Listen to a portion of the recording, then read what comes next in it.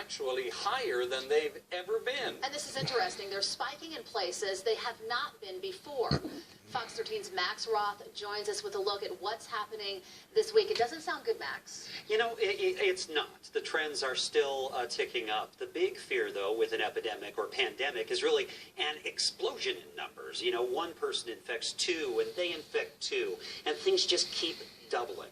Now, that's not happening in Utah, but the increases have never really stopped. Let's start with the state numbers, because it really is kind of startling what's been happening in the last week. This is the average for every 7 days. So every single day, you take that day and the previous 6, you average them all together, so you make sure that one bad day doesn't mean that it's a giant spike in cases.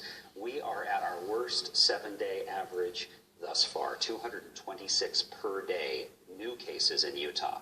Okay, now we're going to talk about counties, and these are the number of new cases in the last week in each of these counties. Salt Lake County, still more new cases last week than they've ever had in 1 week. It was 641 the week before, 757 now.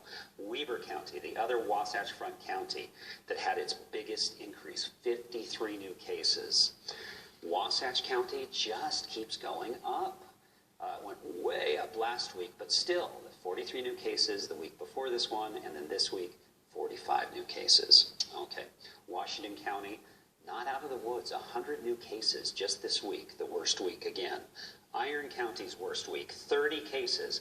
Again, it's not a huge number, but it shows this increase, and you don't know what that means, an outbreak, or is it that people are getting careless? Grand County, not many cases at all, and yet they did just see 8 cases in 1 week, more than they had total before that. Cache County is the biggest surprise in all of this. Look at this. They were just rolling along, doing great, and then all of a sudden, boom, 160 cases in 1 week when their previous record was 16, 10 times their previous record. Whatever is happening up there, need to figure that out and get it under control.